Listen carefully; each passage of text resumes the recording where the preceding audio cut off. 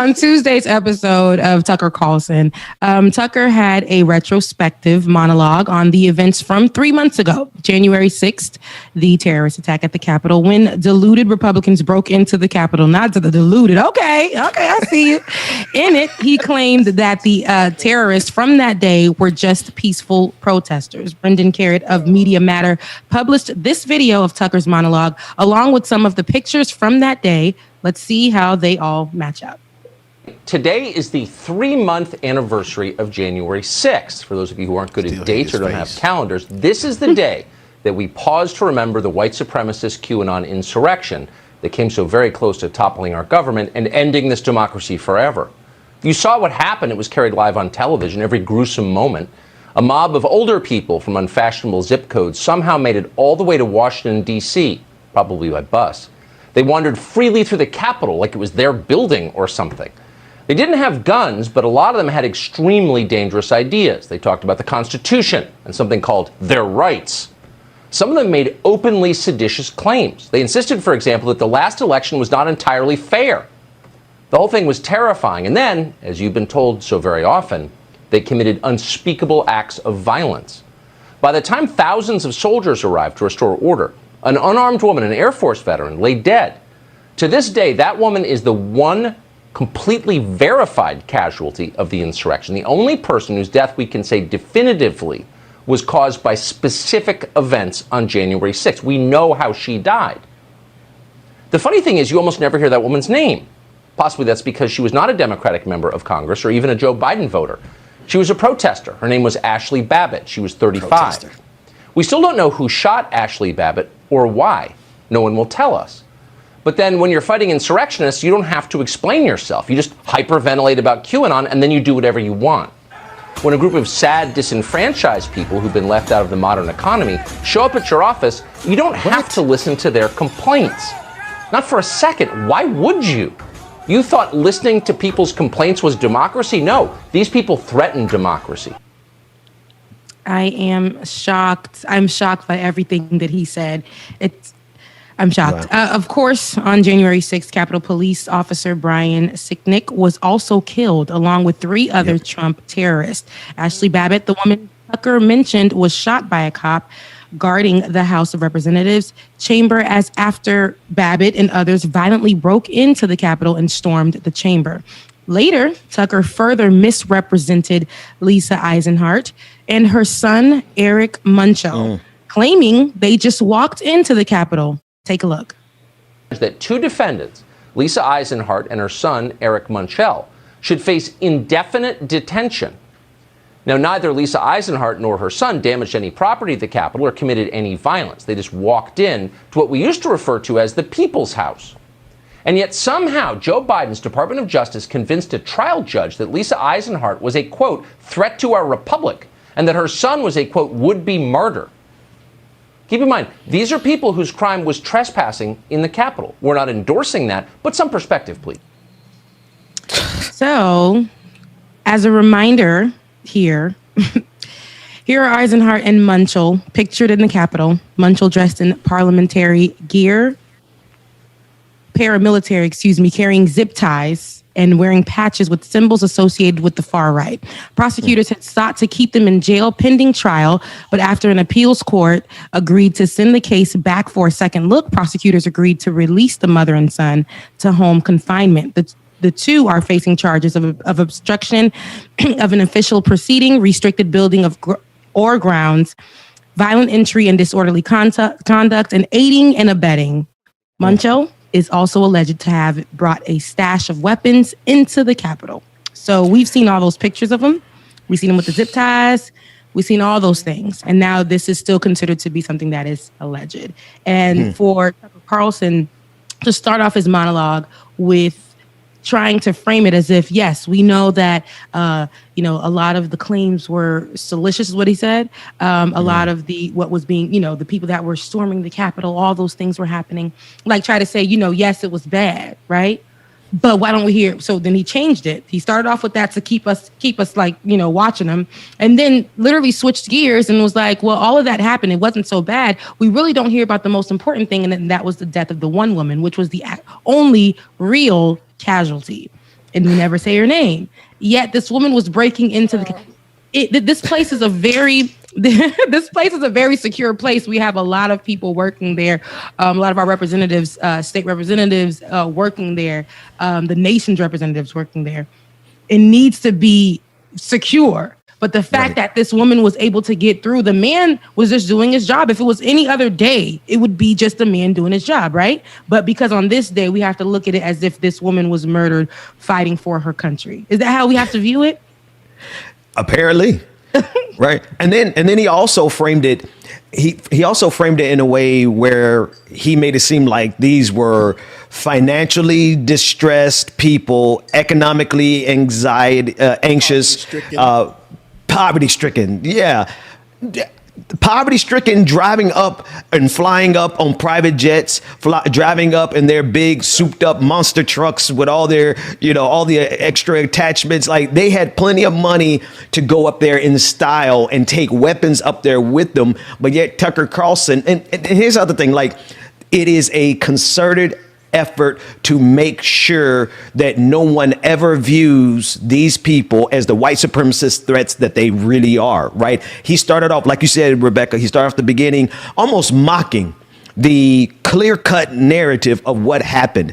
It was QAnon. It was white supremacists. It was Donald Trump, angry Donald Trump supporters who went up there, stormed the Capitol, and not only got one of their own killed, but got other police officers killed. I'm just kind of processing whether or not anyway, I digress. The point is, because y'all know how I feel about them. But the point is, they did this. And there has been a nonstop effort by Tucker Carlson and people like Glenn Greenwald to make sure that nobody ever looks at what happened on January 6th for what it was. Because if we look at it for what it was, what we're going to see is that white supremacy is the number one threat in this country yet again. And that's it. Yeah. What you got to say, Bubba? You don't like his face? You cracked me up when you said Tucker Carlson and Donald Trump are fluff buddies. What's a fluff buddy? I don't even want to know. Exactly. It's not fluff. Replace the word. Next story. Oh, no. I got nothing to do with that one. Bro. Oh my gosh, man. Yeah, man. He's paid so much good money. I think it's to the tune of like $7 million a year to put this.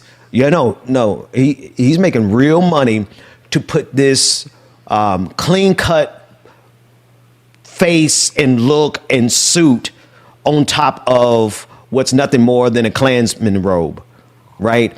He's the master of forwarding white supremacy while wrapping it up in a package that they could sell advertisers to, right? And so he has taken the place of Bill O'Reilly, and he's actually going even further than Bill O'Reilly because he's actually making a case against the United States in favor of white supremacy, right? Whereas like Bill O'Reilly was like, try to distance himself at times, but not so much from white supremacy, but from the rabidly conspiratorial groups like QAnon. Nah, not Tucker Carlson. He's all in for the white supremacy and QAnon because he understands that they're useful idiots. He can use them, and the Republican Party, the conservative movement, the ruling elite can use QAnon just like Donald Trump does, just like he did. I think we have this story coming up later on, how he has been fleecing, he has been taking money from people on a recurring basis under the threat of, if you don't give me recurring money, then you're not a real patriot. They understand exactly how ignorant their audience is and how much they can get away with it.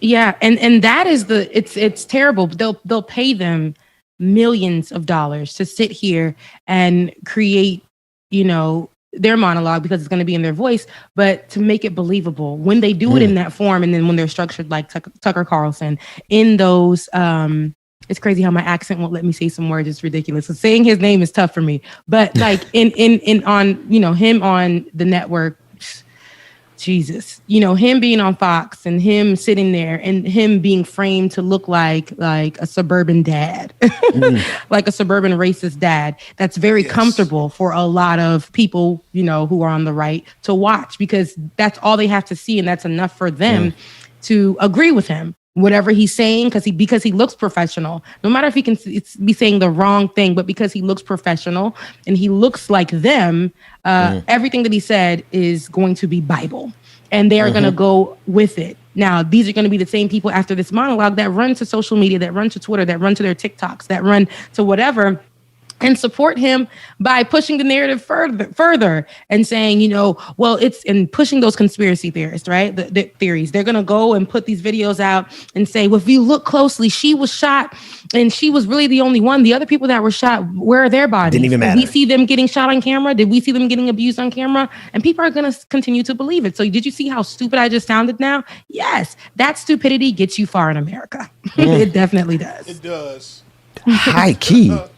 Like, no, that level of stupidity goes all the way to the White House. If you're a white person, that level of stupidity goes all the way to storm the Capitol. If you're a white person, if you're a white person, because had this been Black Lives Matter, what do you think Tucker Carlson would be saying?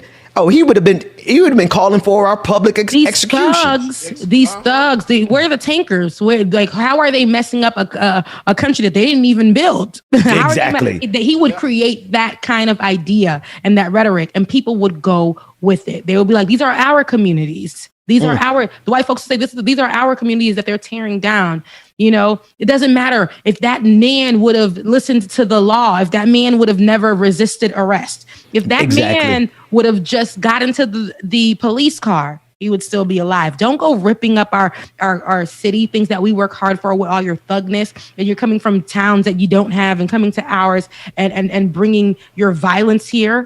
Don't come doing that. He would put videos out of them and make Non-stop. It seem like, to make it seem like that fits really what it is, naming them protesters and not terrorists. That's a problem.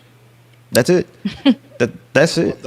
We don't know why the protester was shot. Yeah, the hell we know why. Yeah, we do. Because she was warned. Of the dead, but she was warned. And she's seen the gun. She was shot. The man said, "Stand back." Y'all can watch it many ways, okay? And what did she do? She kept coming further, thinking that because what a lot of white people believe, who are especially in the right, they believe because their white supremacy is like some kind of cloak. Like you're Harry Potter, like, I'm invisible or I can be covered right now. No, the Lord ain't gonna cover you, sweetie, when you out here doing stuff like that. You will not be covered. White Jesus will not cover you. Black Jesus will not cover you. No, Jesus will cover you. Don't work.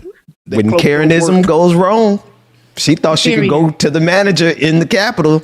Yeah. And I hate that. Found out otherwise. She has to be the example, but we have to show you what stupidity looks like. It sucks that somebody lost their lives, but this is how far. If you guys think it's a difference when people are out there fighting for somebody else who you guys keep killing, which is our black men, our black women, we're out there fighting for that. And we go out there not knowing if we're going to come back home when we go protest. Right? I'm sorry. Go ahead. I thought you. No, go ahead, Ben. Go ahead, Ben. Because Tucker Carlson in that same episode, in every episode, continues to lay the blame of George Floyd's murder on the fact that he had drugs in his system. Right? They literally are requiring of us to look at actual footage of George Floyd being murdered by Derek Chauvin and all of these terrorists tearing up the Capitol in the name of Donald Trump and completely reject what our eyes show us. What context, not just our eyes, but actual context and testimony, they want us to reject that because that's the only way they can maintain their hermetically sealed bubble of white supremacy that comes across from Fox News and all of these other conservative outlets that are funded by billionaires in order to spread their propaganda. They need us to be so disingenuous that we will look at a tape of showing my age, look at a video of George Floyd being killed by Derek Chauvin and just say, no, that's not why he died. He died because he had drugs in his system. And it just shows you how bad faith of actors they are. That kills me. But they're paid $7, $8, $9, $10 million a year to say that kind of stuff. Yes, So. and it kills me because that, to me, this whole trial, like, is just based around, although we've seen everything that we can see and we've heard it from the mouths of the leaders of the police force, of the leaders of the ambulance, of the leaders of everywhere, right? They're saying it was wrong. They're saying there were ways that this could have been stopped. They're saying that this man died from this knee to his neck. And the same thing, the rhetoric, the narrative that's being put out there by one white person, the white man, who's defending him is that, what about the drugs in his system? And that's what could possibly be the deciding factor on this man's justice and whether or not he gets it. Because that alone, that little piece, although all the evidence, all the people that were there, everything, everybody said it was wrong. Everybody said everybody gave evidence and ways and examples of how this could have been stopped and how it was the knee to the neck that killed this man. But because the narrative of this white man in this position defending this, all he said was, what about the drugs in the system? Everybody who believes that his Black life didn't matter will just focus in on that and say, yes, what about those drugs in his system? What about those drugs in the system? And that becomes the story. What's the name of the woman? Look at it. Right. Well, what's the name again of the woman who got killed? I'm sorry, James, go ahead. I know this echo. I hate it. But I'm like, it's like you can look at the video and see that George is struggling to breathe. So regardless if it's drugs in the system or not, that video shows exactly what you need to see. That's all you need to worry about. So you saying the drugs in the system cause this XYZ, man, damn that. Look at this man knee on this man's neck and you can tell he's in pain and struggling. Come on, y'all. Yeah. But you already know what you just said, man. Everybody else is just like, they're going to make the narrative or change the narrative. But what about the drugs in the system? That's the only story that matters. That's it. That is the key part of this particular story, of this particular trial. Death. This is it. That's the only part that matters. Every day, the long days that we've been watching this damn trial do not matter because of that one piece, that one question, that one piece of information. That's it. Because people like this, all they need is one thing that they can cling to so that they don't have to confront the fact that they are a part of and beneficiaries of white supremacy, right? The last thing that these rabidly racist, white supremacist conservatives, people who buy into all this crap from Tucker Carlson, the one thing that they need more, and the reason Tucker Carlson gets paid the way he does is because he's a master of giving their listeners and their viewers just a rope to hang on to. Because the reality is nobody in good faith can look at that video of what Derek Chauvin did to George Floyd and think, what kind of drugs did he have in the system? That's why he died. Oh, but this defense attorney, that's what he's going to do.